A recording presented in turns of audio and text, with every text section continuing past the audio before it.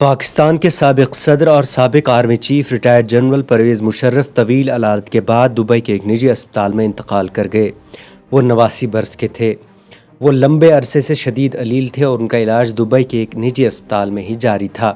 سابق صدر نے چند برس پہلے تسلیم کیا تھا کہ انہیں ایک ایسی بیماری لاحق ہوئی ہے جو دنیا میں بہت ہی کم انسانوں کو ہوتی ہے۔ 2019 میں ان کی سیاسی جماعت آل پاکستان مسلم لیگ نے انکشاف کیا تھا کہ پرویز مشرف ایمیلوائڈوسس نامی بیماری میں مبتلا ہیں۔ اس بیماری نے مشرف کے اعصابی نظام کو متاثر کیا اور وہ چلنے پھرنے کے قابل نہیں رہے تھے۔ مشرف سن 2021 میں اپنی بیماری کی وجہ سے اپنی والدہ کے جنازے میں بھی شریک نہیں ہو سکے تھے۔ پرویز مشرف نے 2007 میں پاکستان کا آئین معطل کیا تھا اور اس تناظر میں ان پر 2014 میں فرد جرم بھی عائد کی گئی تھی۔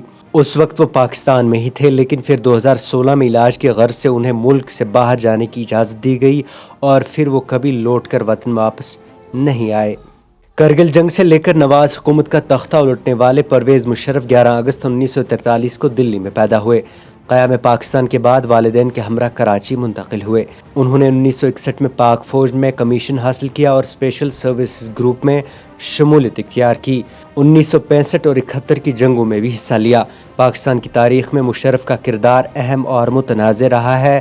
وہ 7 اکتوبر 1998 کو پاک آرمی چیف کے عہدے پر فائز ہوئے۔ مشرف 12 اکتوبر 1999 کو نواز شریف کی حکومت کا تختہ الٹ کر چیف ایگزیکٹو بن گئے تھے۔ اپریل 2002 میں وہ ریفرنڈم کرا کے باقاعدہ صدر پاکستان منتخب ہوئے۔ سال 2004 میں اسمبلی سے مسلم لیگ کاف کی حمایت سے آئین میں 17ویں ترمیم کرا کے مزید 5 سال کے لیے 12ویں صدر منتخب ہوئے۔ مشرف کو فوج کے سربراہ کے عہدے سے 9 سال بعد نومبر 2007 کو سبکدوش ہونا پڑا۔ انہوں نے نومبر 2007 کو 5 سال کے نئے دور کے لیے صدر کا حلف اٹھایا، لیکن اس عہدے پر زیادہ عرصے برقرار وہ نہ رہ سکے اور 18 اگست 2008 کو مستعفی ہو کر ملک سے باہر چلے گئے۔ دسمبر 2019 کو خصوصی عدالتیں انہیں غداری کے الزامات کے تحت سزائے موت کا حکم سنایا۔ پرویز مشرف نے اس کے بعد اپنی زندگی کا باقی حصہ لندن اور اس کے بعد دبئی میں گزارا۔ بیورو رپورٹ، نو کی قلم۔